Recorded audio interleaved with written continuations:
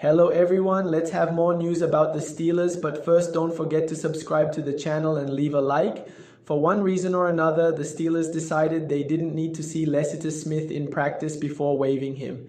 Having previously claimed him off waivers, they never even got him on the field. A veteran offensive lineman, he could have legitimately competed for a reserve spot along the offensive line. That's more due to the Steelers' free agency departures along the offensive line than to Lessiter Smith, though. Since last season, they have lost Dan Moore Jr., James Daniels, and Nate Herbig.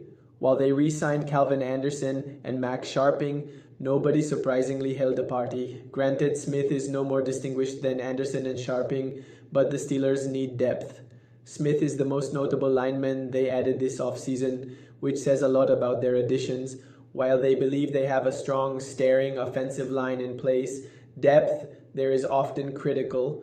Granted, Lessiter Smith has only played 214 snaps in his NFL career, 209 of which came in 2022. He played 5 snaps last season though, so at least that's something. Anderson played 11 in comparison, Sharping 7. Prior to waiving Smith, the Steelers did sign Garrett Wilson after rookie minicamp tryouts. It's worth noting, however, that they did not need to open up a roster spot. Even with Smith, they had 90 players on their roster. And as an international player, they have a roster exemption for Julius Welschof. After releasing Lessiter Smith then, the Steelers now have 2 open roster spots. Since they didn't need one, I wouldn't take this as an indication that Aaron Rodgers is about to sign. Then again, sometimes professional teams don't realize things they should realize. Maybe they forgot that Welschof doesn't count.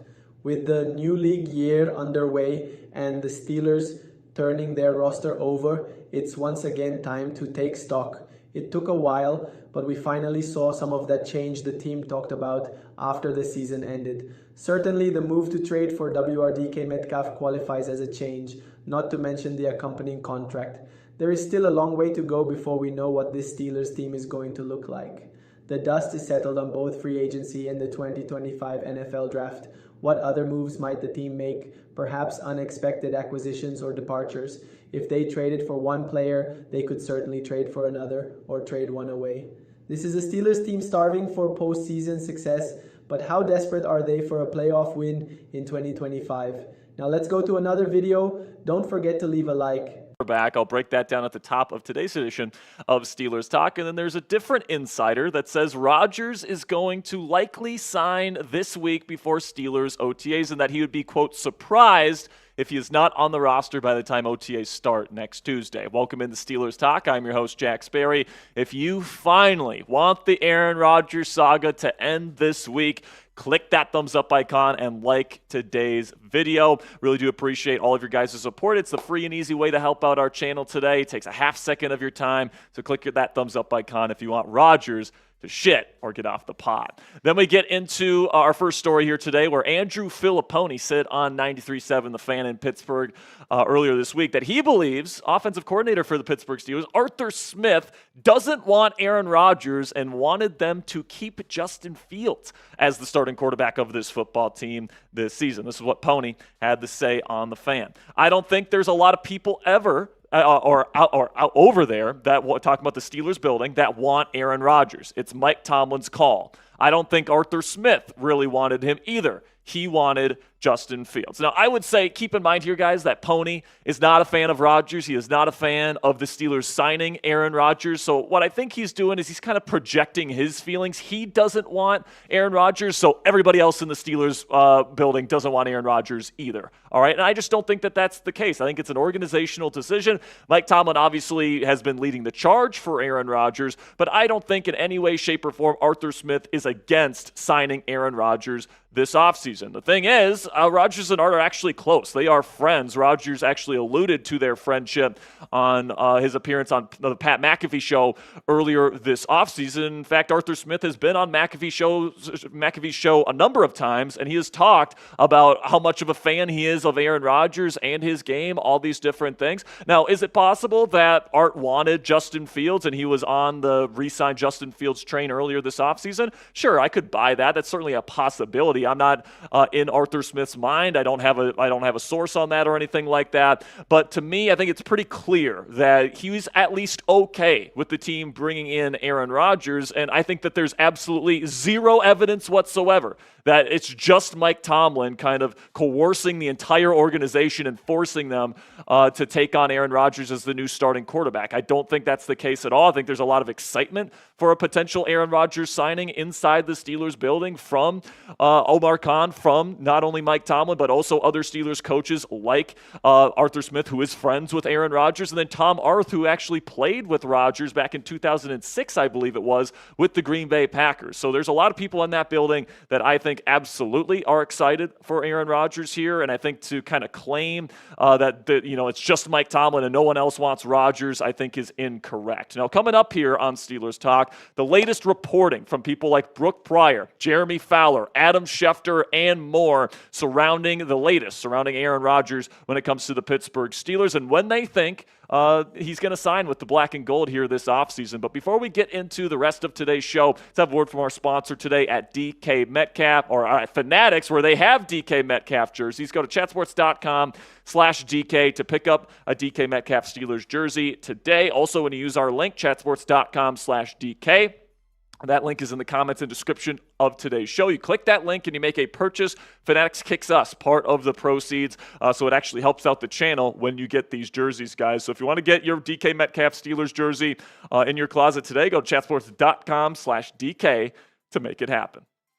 So now let's start with the latest reporting on Aaron Rodgers here, where Jeremy Fowler from ESPN gave his latest update on the Rodgers saga, saying that the Pittsburgh Steelers would quote-unquote love to have him before the start of OTAs next Tuesday. This is what Fowler had to say. People I've checked with say the Steelers remain optimistic here. They have been in touch with Aaron Rodgers, but there's still no hard and fast update. Clearly, the Steelers are respecting Aaron Rodgers' time.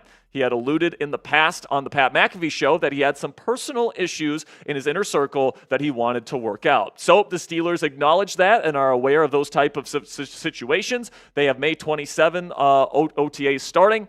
They would love Rodgers to be there. That gives him 3 weeks to potentially sign there and work out. Then Adam Schefter, sorry for the misspelling of Schefter there in the bottom there. It says it's fair, quote unquote, to wonder about retirement with Aaron Rodgers if he is not signed on by the start of mandatory minicamp for the Steelers, which begins on June 10th. This is what Schefter had to say. It's hard for me to imagine that if he does intend to sign with Pittsburgh, that he's going to skip the mandatory minicamp in June. Is it critical? No, it's not, but I think everybody could agree that if you're going to be stepping into a new situation, it would be ideal to be there now, but it would certainly be ideal to be there for the mandatory minicamp. If he's not there June 10th through the 12th, I think at that point it's fair to wonder if he's going to play at all. And I do mostly agree with Adam Schefter here. Now, it's certainly possible that Rodgers just doesn't want to do any of the OTAs and he's going to sign shortly after OTAs are over. But if he's not there during OTAs and minicamp this year, I think it's absolutely fair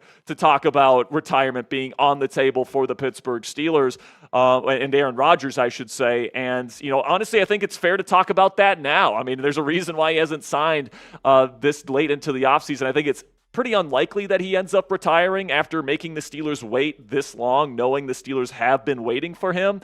I think that'd be kind of a dick move at this point if he just came out and said, I'm retiring after you guys have been waiting for me for literally months on end at this point.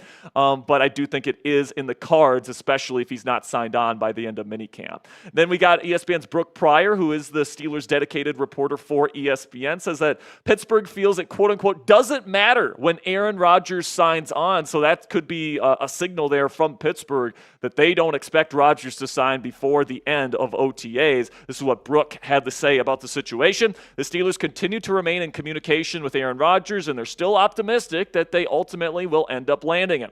There's no firm deadline on when he could report and sign with the Steelers. And the Steelers are comfortable with that because they believe he's a plug-and-play player where it doesn't matter when he shows up. You put him in the lineup, and he's going to be good to go. Now, I think, if that really is how the Steelers feel, I disagree with it at least a little bit here because he's new, right? If he was in the offense for the last 4 or 5 years, I'd be like, yeah, it doesn't matter if he's there for OTAs. It really doesn't. But, the fact that he's new and he's never worked with Aaron or with Arthur Smith as his offensive play caller, he's never worked with Zach Frazier as his center, he's never worked with DK Metcalf, he's never worked with Calvin Austin III, he's never worked with Roman Wilson, he's never worked with Robert Woods. Like, it's all brand new to him. So I do think the sooner he can get in the Steelers building and start building that chemistry and communication and trust with all these people in the Steelers offense, the better things are going to go once we get into training camp. Because if he just goes in completely dry into training camp, then we're talking about Rodgers,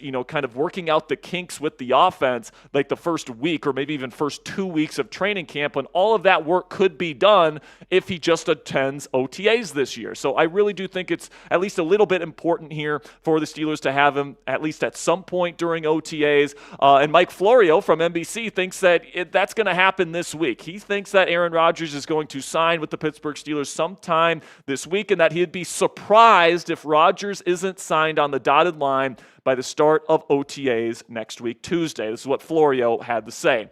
This year, the Steelers' mandatory minicamp is June 10th through the 12th, but the Steelers only have 6 OTA days before mandatory minicamp. Teams can have up to 10. I think he will be there next Tuesday, May 27th, when Phase 3 begins. That's 9 practices before training camp. That's enough to get properly ensconced. I think he's gonna. I don't know this, but I think there's going to be a press conference this week, and he'll be with the team next Tuesday. I'll be surprised if he's not. So at this point, guys, nothing would shock me at this point. Could I certainly see Rodgers feeling like it's important to be at OTAs and he signs later this week or early next week and then participates in every single OTA this year? I could certainly see that being a realistic possibility. I could also see him signing just before mandatory minicamp, so all he has to do is minicamp this year. And I could also see him signing shortly after minicamp as well. So at this point, nothing is going to shock me. And obviously, you would think Rodgers would want to be there for all the reasons we've laid out on today's show,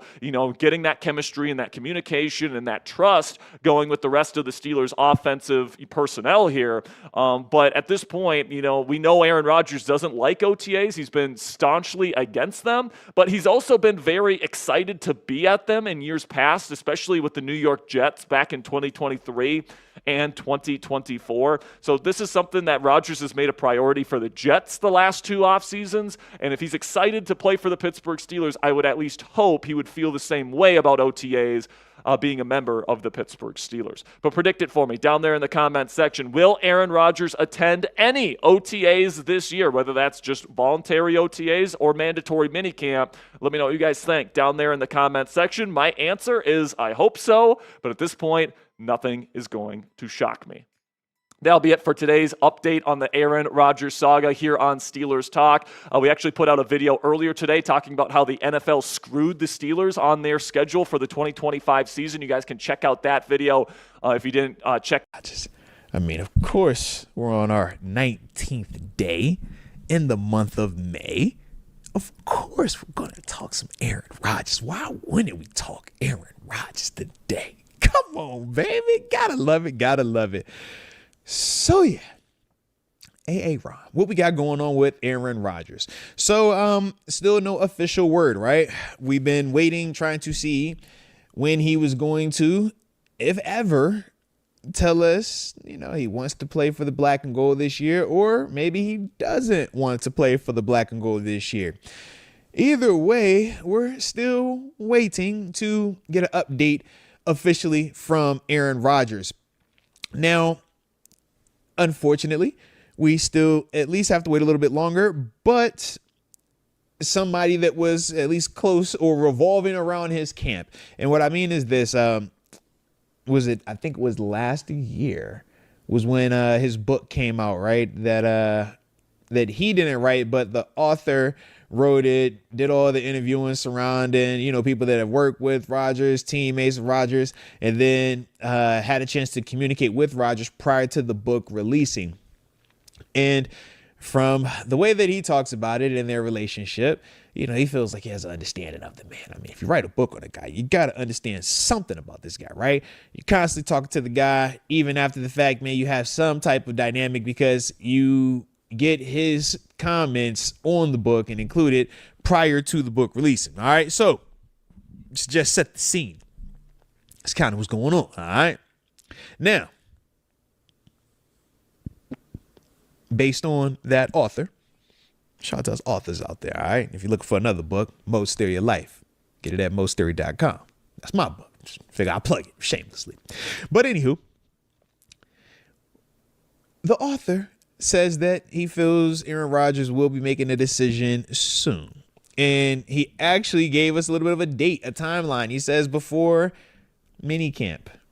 Now, we know OTAs is what's about to start. OTAs is what's coming up in a couple of weeks, actually next.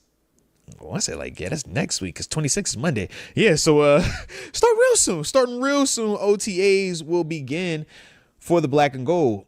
Now, talking with Charlie Batch, he feels, the further you get close to training camp, the harder it is for those quarterbacks to hit the ground running with new personnel and new playbooks, because Aaron Rodgers doesn't have any type of connection to this here coaching staff or personnel that we have. And even for those that are, kind of my mindset, well, man, Russell Wilson, he, didn't do any training camp because he was injured, missed a lot of the season, but then came in and hit the ground running, so to speak, actually played well down up until those final 5 games where, we kind of saw where he almost flamed out, so to speak, right? But you have to remember that he did have all of OTAs, all of minicamp, all of that time leading up to training camp as well to kind of prepare and get just get really familiar with the playbook, with the personnel. So those are some of the things with Aaron Rodgers that, the longer this goes, the more, effect or impact it could have when the season actually gets here.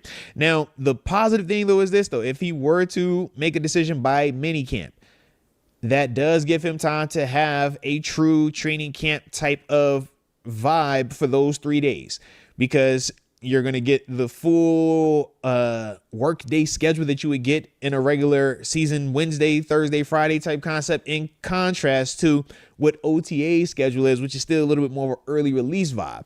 So with that, you would still get the work you want to get done. We obviously know OTAs are voluntary, hence the reason why when dudes are in the middle of contract disputes like we've seen in the past, Cam Hayward, Minka Fitzpatrick, TJ Watt, they haven't necessarily practiced during those. They still showed up, but they didn't practice.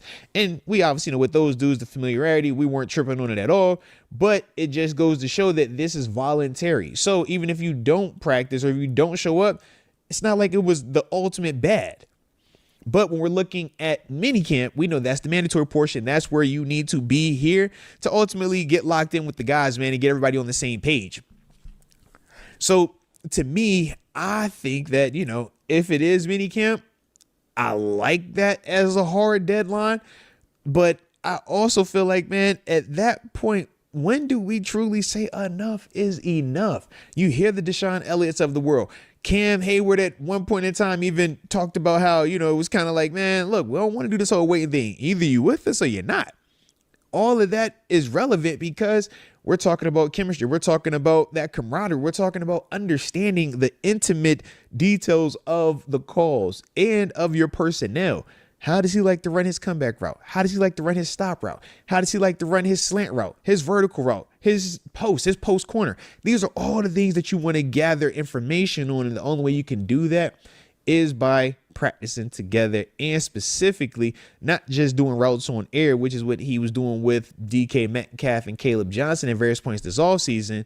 It needs to be in football team settings, and that's what you get in OTAs, mini camp, training camp, etc. So we will see. Said, man, how Aaron Rodgers in his timeline Cowboys trade pitch moves Dak Prescott to Steelers for 3 first-rounders. The Dallas Cowboys have done what they've needed to do during the offseason, but some still don't believe they have a chance to win a Super Bowl. If the Cowboys want to move on from some of their top players, which wouldn't make much sense after their latest move to trade for George Pickens of the Pittsburgh Steelers, perhaps somebody like Dak Prescott could be available. Prescott, one of the highest paid quarterbacks in NFL history, would be loved by other teams around the league, including the Steelers. With the Pittsburgh Steelers hoping to get an answer from Aaron Rodgers in the next few weeks, it remains uncertain what they plan to do at the position if he doesn't sign with them. The Steelers have Mason Rudolph as their QB1, so there's no debating that the Dallas Cowboys star would be much better than what they currently have. The issue with that, however, is the price tag that comes along with Prescott, not only as a contract but in a potential trade. In a proposed idea from Robert Mays of The Athletic, the Cowboys would send him to the Steelers for a deal that includes 3 first-round picks, a ridiculous price for any player in the NFL. Let's just say you can get under the financials. The Cowboys would trade Dak for the right price, Mays said. The Dak, Kyler, Murray range is probably where I land. I think it's the right answer. If you called the Cowboys right now, again, if they traded him after June 1st, in theory, it would be possible. If you called the Cowboys right now, like, we'll give you 3 first-round picks for Dak, I think they would do it, Mays added. If the Dallas Cowboys could get 3 picks in return for Prescott, it wouldn't be out of the picture to suggest that they would think about moving on from him. Ultimately, it's very unlikely that the Pittsburgh Steelers would ever consider trading 3 first-round picks for any player, especially Prescott. Some have suggested that the Dallas Cowboys aren't as good as they could be because of Prescott. That includes Chris Sims, who believes that the Cowboys starter isn't near the top 5 quarterbacks in the NFL and that there will be a spotlight on his play this season. I don't want to say he's holding them back, but he is the highest paid player in football, and I would say he's not near the top 5 quarterback in football, so that's got to match up a little bit better, right? Is he even a top 10 quarterback? I don't know about that either. So his play, there'll be a spotlight on that, Sims said. For the Steelers, Prescott would be a better option than Rodgers too, who's already 41 years old. If all they have to do is give Rodgers around $10 to $15 million, however, it'd be much easier to live with that not working out than trading for Prescott and having him not play the football that they're hoping for. And you, fan, what do you think about Dak Prescott's situation? Leave your opinion in the comments.